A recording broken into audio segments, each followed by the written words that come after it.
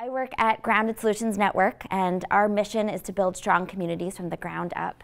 And we do that in a number of different ways. We have a lot of field building and trainings, both in person and online, trainings like this one. And we also provide technical assistance and have other resources and benefits for our members on everything from establishing a CLT to creating strong local policy. So I just want to open up by talking a little bit about why we're here today. And we're really here to talk about the difference between what families in this area can afford to buy and the market value of homes. And what we're calling that is the affordability gap. So we're all trying to address this basic issue of the growing affordability gap between what folks can purchase on their own in the open market and what's actually available to them. And community land trusts seek to help to bridge this gap by acquiring, owning, and stewarding land so that it's permanently affordable for the common good. And they can acquire land in a number of different ways, purchasing land on the open market, receiving land donations, participating with different city agencies like land banks and other entities to purchase land at a discounted rate.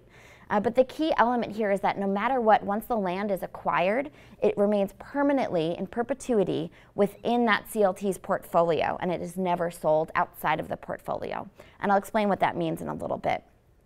So as a CLT acquires land, they think about the end purpose of each parcel. And so if this were just the open market, we might think, what's the highest and best use of a land? And that might translate to, and how much money can we get for it? And CLTs are thinking about this a little bit differently. They're asking, what is our community's greatest need? And they pursue those opportunities within reason, of course. And so in addition to providing affordable homeownership opportunities to residents, CLTs have also used land to provide affordable single or multifamily rental opportunities, mixed income, and other commercial properties. All of that is possible within a CLT, but of course today we're really going to be focusing primarily on affordable housing. Okay, so I'm going to talk briefly about the CLT structure. So it's generally a nonprofit organization with a defined service area. And then my favorite piece is the tripartite board. I think this is really the crux of what makes CLTs so special. So the tripartite board is made up of 3/3, as you might imagine, in tripartite. The first being leaseholders, so folks who are living on or using CLT land. The second third is community members, so folks from the surrounding area who aren't necessarily living on the CLT land. And the third is made up of technical experts, funders, and other stakeholders of the organization. And so membership is clearly open to anyone within the surrounding community, and it's not just those who are living on the land trust land who have a stake in what happens within that community. And so that's part of why I get really excited to talk about the tripartite board, because it truly is an example of communities really controlling the organization that affects their own home and their own local community, because community members, as you can see from the 2/3, have a majority of the votes on all major decisions. And so CLTs use a dual ownership model. As you may have heard me say at one point, folks who lease the land. The way that the dual ownership model works is to secure the property for the common good and to ensure its ongoing affordability beyond the ownership of the existing homeowner. So in this dual ownership structure, as you can see in the image, the individual, most frequently a low-income home buyer in this case, will purchase and own just the improvements, or the home in this case, and the community land trust will own the land underneath the home. And what connects the two is a 99-year ground lease that ties the improvements and the land together. So the ground lease does a couple of really critical things. First of all, it outlines the rights and the responsibilities of the homeowner and the rights and responsibilities of the community land trust. Second, it establishes use restrictions, things like requiring the homeowner to use the property as their primary residence so that it's actually serving the need that we're seeking to meet. And then finally, it establishes affordability restrictions for future homeowners. Because of all of these restrictions, what this creates for us is perpetual affordability. So these perpetual affordability restrictions are really, in my opinion, what sets CLTs apart from other affordable housing models. So they not only ensure that the first occupant is someone who really can benefit from the affordability of the property, but that all future occupants can benefit as well. And I don't want to get too into the weeds, but I'll add the caveat is this does not mean that if I'm a homeowner that my future descendants cannot inherit the home, or that there will be specific restrictions on their income. And we can get into the weeds a little bit after the session if you're curious about that, but we're really talking perpetual affordability in terms of home sales in this specific case. Yeah? Will you, and you may be getting to this later, but will you mention about how it affects tax base? Do these properties, they pay taxes for the property, and are they assessed in the same ways that the surrounding areas? So, yeah. So it's continuing providing resources for the public sector as well. Yeah, absolutely. So the question was about how these homes are taxed specifically. Within the state of Minnesota, the homes are taxed in this way, not in this way. So the taxes are exactly the same. So the land and the home together, the property is taxed at once. Okay, so back to perpetual affordability. So the way that this is established is one, removing the land and the home from the speculative market. And then that home can be resold over and over again using resale restrictions. And again, all of this is outlined in the ground lease in the initial agreement so that it's not a surprise down the line to the homeowner, and there's nothing new for either party. So the CLT will use maybe a public subsidy to lower the initial price of the home to a level that's affordable to the first homeowner. And they can do this in a number of different ways. They can subsidize the cost of acquiring the property, of constructing the property, or they can use subsidies to help a home buyer purchase an existing home. But no matter how it's done, the house is removed from the market, and therefore it can be resold over and over again. With the ground lease outlining how the resale will work, the maximum sale price, and other eligibility factors for a subsequent buyer. And so again, by making the house perpetually affordable, we're seeking to address the issue of the growing affordability gap, right? So as home prices are growing over time, we would need a larger and larger subsidy each year if, in order to keep someone in that property that's within the portfolio. But by tying our subsidy to the house directly and removing it from the market, we only need a one-time investment of that subsidy in order to keep the house affordable in perpetuity, which is a pretty neat thing, especially when you think about the sustainability of affordable housing options.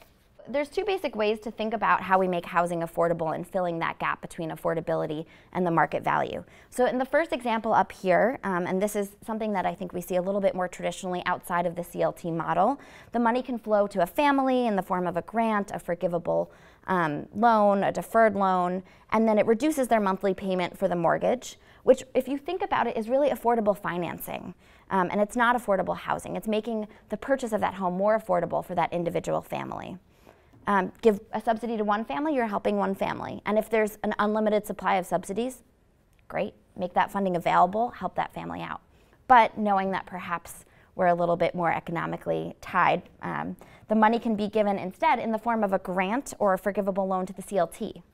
And then they're permanently investing it in the home so that instead of giving one subsidy to one family, every single family that might live in that home is served by that subsidy again and again for generations, and the impact of those dollars are going a little bit farther, a bit farther. And so then the question we often hear is, well, how do you seek that fair balance between individual wealth creation and the benefit of a community being able to have a large housing stock of affordable homes? And I think the CLT model really gets at this really well because the homeowners are still gaining equity within their property. They still have the security that comes, as Darian was mentioning earlier, with having a secure and stable home environment.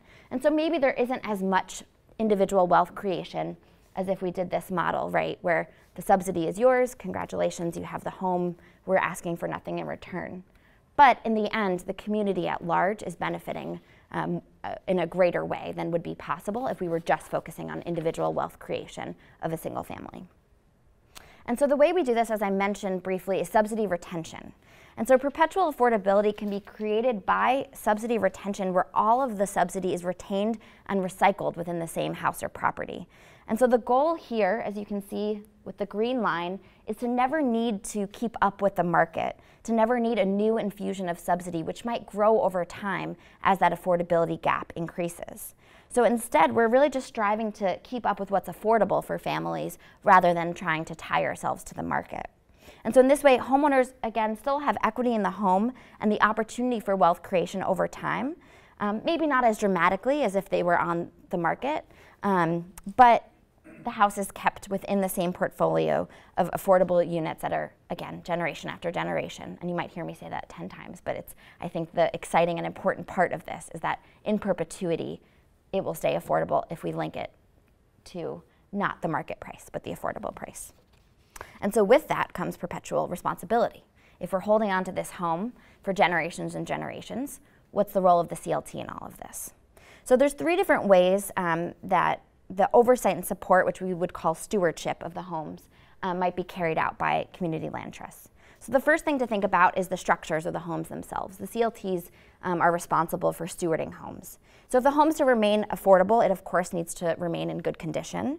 And so CLTs will do things like make sure that the home is adequately insured, approve all substantial renovations and additions.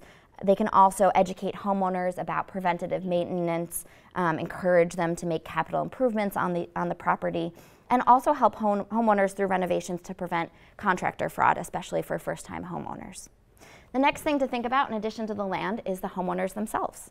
So the CLTs will also steward homeowners over time, and they'll do this to support the homeowner's ability to actually realize wealth creation, so that they're not just attaining home ownership, but they're setting themselves up to be in a stable place to retain the home over time. And so CLTs might do things like homebuyer counseling before purchase, reviewing all mortgage and finance documents, particularly refinance documents, to prevent any predatory lending. And in some cases, CLTs will even offer post-purchase counseling, foreclosure prevention, additional services to really help bolster the homeowners who need the extra support. And so I mentioned the stewardship of the home, the stewardship of the homeowners, and then of course there's stewardship of the public funds in the form of the subsidy that's helped to make the home affordable in the first place. So every CLT is really making a promise to the community that it will serve generation after generation, and the key to that success is resale restrictions. And so to make good on this promise, CLTs will oversee every element of resale, including calculating the formula price for future sale of the house, income certifying the next home buyer, and so on, to make sure that the subsidy is really being well used by the community. And there's a powerful resource called the Homekeeper National Data Hub that we at Grounded Solutions use that helps us to see in real time how we're performing as a sector to keep people in their homes and maintain affordability. And it's an app that's designed by and for people who manage affordable home ownership programs, where we can roll up national data to answer questions. I heard someone ask something under their breath about foreclosure, which I'll get to in a minute. But it helps us, yeah. Got those teacher skills still, yeah. But it helps us to answer questions about the sector. And I'll give you a brief preview. You're going to like the answer I have about foreclosures. So data has shown overall that stewardship is really transformative in this regard in terms of, again, maintaining the commitment to the community through the stewardship of the subsidy, the home, and also the homeowner. Okay, so how do we make this work sustainably? So each CLT has a perpetual responsibility, again, generation after generation. And we know that with an increased need, that comes with an increased need to focus on sustainability of the CLT itself, right?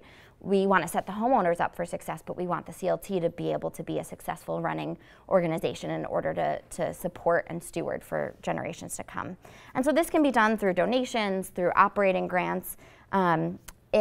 If the CLT is developing their own homes, they might collect developer fees to fund ongoing operations. And in addition, most will collect maybe a monthly lease fee, fees at resale, and some even go as far as to serve as their own real estate agents, where they can collect the realty fees while also charging that to their clients at a reduced rate versus what they would get from an external realtor. And so CLTs are really having to think both inside and outside the box in order to get themselves to sustainability, to make sure that they're really upholding that forever commitment. And so here are some sources of CLT subsidies and units. Again, just as a teaser that there's more ways than one in order to make the subsidy and the units available to the community.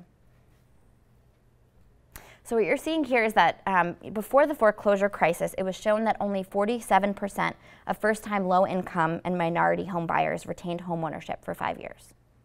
However, over 90% of CLT homeowners are able to retain home ownership for at least 5 years. And research has, of course, shown that the longer the duration of tenure in a home, this is the most critical factor in terms of building wealth over time. So, very proud of these numbers. So, CLTs in action.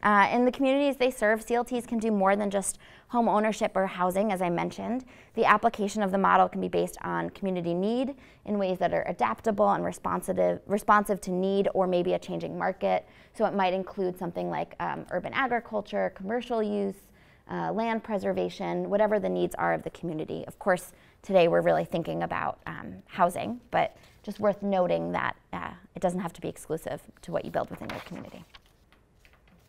Okay, so now this is the fun part for me, hopefully the fun part for you too. We're gonna play a little game called Fact or Fiction to check to see if we're all on the same page about what a CLT is and isn't. Okay, first fact, community land trust homeowners build wealth. Fact or fiction? Fact, good job. Give yourself a little pat on the back. Does anyone want to tell us why they chose this side of the room? Because you told us. Because I said the first fact instead of saying the first fact versus fiction? Or because I told you in the presentation? Okay, okay. Just not as fast as the market, but they do build wealth. Okay, so they are building wealth, but not as fast as they would in the market. Great, yeah. So one of the things I think, it's often said that community land trusts don't build wealth. And one of the challenges, and I encourage people to think about home ownership in a different light, because we're always so concerned about what the check is when we go to sell. And if the down market taught us nothing, that home ownership is no longer guaranteed to be some kind of a profit. So are we more beneficial hoping that in 10 years or 7 years that there's a 6-figure check? Or do we create a scenario where someone is paying, maybe not significantly less, but they're paying closer to 30% of their income on a monthly basis, and now they have $200 to $300 perhaps or more per month. And that's where I think about wealth building, is on the day-to-day decisions and on the month-to-month, and less about, I sell in 20 years and I'm going to get that check. Because that, I think, is no longer a reality, but we still are hanging on to that home ownership. I'm going to do the world's tiniest summary of what Stacey just shared for those who are watching later and might need the mic. The idea that she's talking about here is that if we reorient ourselves a little bit and don't think about home ownership as what's the check going to be in 20 years when I sell, but instead how can home ownership create some stability for me so that I have more expendable income to save, to do the things that I need in order to further myself and my family's well-being, that's really a different target. And when we think about the unpredictability of the housing market, it's maybe a smarter way to operate. So what this is showing here is the benefit of, we're not just comparing, well, how much money, how much equity am I gaining by purchasing a CLT home versus by purchasing a home in the fair market, open market, when perhaps this family wouldn't have been able to purchase a home. So another way to think about it is in comparison to renting, right? How much am I able to gain wealth and create wealth? Great. And the numbers are pretty awesome here too in terms of how many home buyers still own after 5 years within CLTs. Okay, next, fact or fiction. Community land trusts serve the same purpose as land banks. Let's hear from someone on this side of the room. What are you thinking? I don't know what land banks, their purpose is. Fair. Why I said, what the heck, I'll stay in. Okay, so we're not sure what land banks are, so might as well stay where you are. What are you thinking in the middle? Because land banks do serve it in a partially way, so Okay. it could be either side, so I'm agnostic here.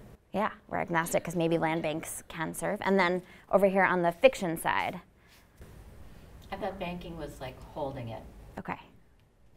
So land banking might be holding it more. So it is fiction. And here's why. So the purpose of land banking is really to hold on to vacant, abandoned, tax delinquent properties and turning them into productive use. Whereas for a land trust, it's to have community control of land and assets, including permanently affordable housing.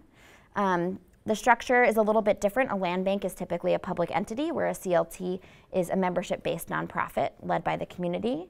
One thing that I will say that there's really great opportunity for collaboration between land banks and land trusts. If you think about land banks on a very basic level of we're grabbing these properties, we're hoping to disperse them and put them into good use again.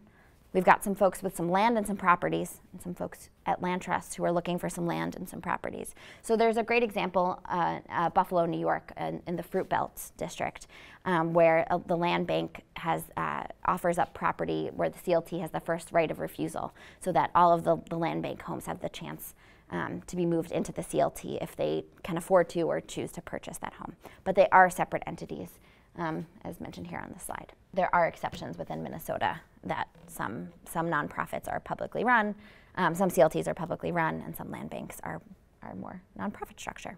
Okay, next statement. Community land trust homes typically serve multiple families with one round of subsidy. Fact or fiction? Okay, fact. Someone over here want to say why they chose fact? If the initial subsidy goes to buy down the cost of the property or the land or the home on it, that's going to benefit any future owners, and that they'll inherit a decreased value that they have to pay for. Great, yep, exactly. That the subsidy stays with the home, and the next round of buyer will be able to afford the home at a similar affordable rate. And again, this just goes back to the idea of if we have an effective pricing policy and well-designed resale formula for future homeowners, then we're able to not have to resubsidize the same unit. CLTs always develop their own homes. It is indeed fiction. So if you remember this slide, units can come into the CLT in different ways. So some programs might use them, might develop their own units. They might provide the land and have a partner build. They might have units transferred from an inclusionary zoning or other developer required build. They could operate a buyer-driven program where the buyer selects the property and then the CLT provides a subsidy. HRAs can fund or undertake development projects, et cetera, et cetera. So CLTs are not always developing new properties in order to bring them within the portfolio. I want to talk about the importance of supporting lasting affordability and then how we can go about doing that. This slide kind of touches on a lot of themes that Lauren has already hit. The data for this is drawn from the Homekeeper app that we put together that lets community land trusts and others really track all the data they need to manage properties for the long term. So we've got really reliable data about about properties and terms of affordability and that kind of thing. The bar chart there on your left shows the difference between if we took all the CLT homes in our database and looked at what they were priced at market rate, they would be affordable to folks at about that 71% AMI level. But because they are subject to the affordability restrictions that CLTs put on them, they actually reach much deeper into the market. So on average, they're hitting about that 54–55% affordability range. So these are folks at 50% AMI getting into homes. So one of the reasons we need to support CLTs, they make homes more affordable. Another reason we need to support CLTs is the stability that they bring. And what this other chart shows, again, pulling our data, so this is what's actually happening on the ground with over 4,300 units. Out of those 4,300 units, only 59 have ever been seriously delinquent in their housing, in their payments.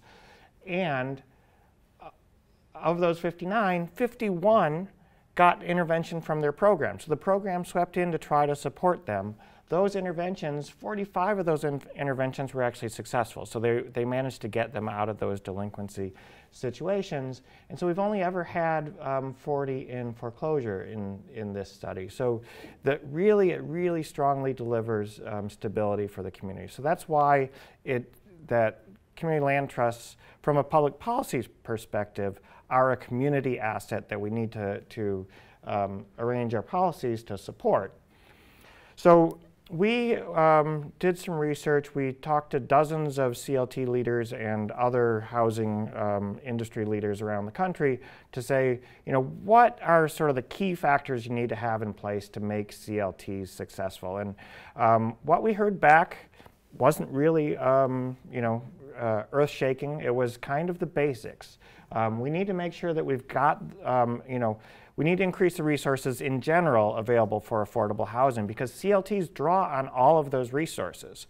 But it also helps to prioritize lasting affordability in those programs, because because you are imposing this restriction for the long term, if you don't somehow prioritize that lasting affordability, folks aren't going to be able to choose it. It'll be cheaper, it'll be more advantageous to some to say, well, I only want the restriction that's going to stay for 5 years and then go away. So we need to prioritize lasting affordability.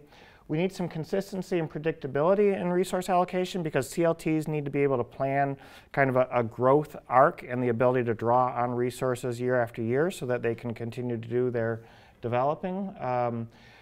And it's important to think about, all of these deals, these development deals, require a lot of different funding layers, a lot of coordination from different programs. So you need to be able to think about how these work together and where they may conflict or put CLTs at a disadvantage. And kind of a general push toward creating a more positive development climate, making it easier, especially for affordable housing, to get approved in communities. And the good news, we're doing that already in the Twin Cities region. There's a lot of examples of these kinds of policies in place in different spots. At the state level, man, I can't tell you how much I admire your impact fund from Minnesota Housing. Just the fact that it comes, you've got a steady flow of allocations to it.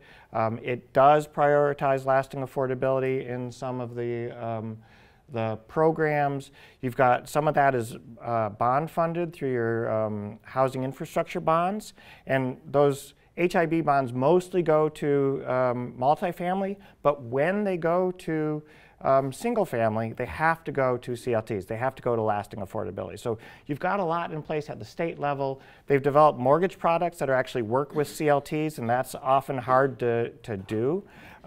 So you've got that available. The local level, you do have some housing trust funds that are prioritizing lasting affordability. Hennepin County does that.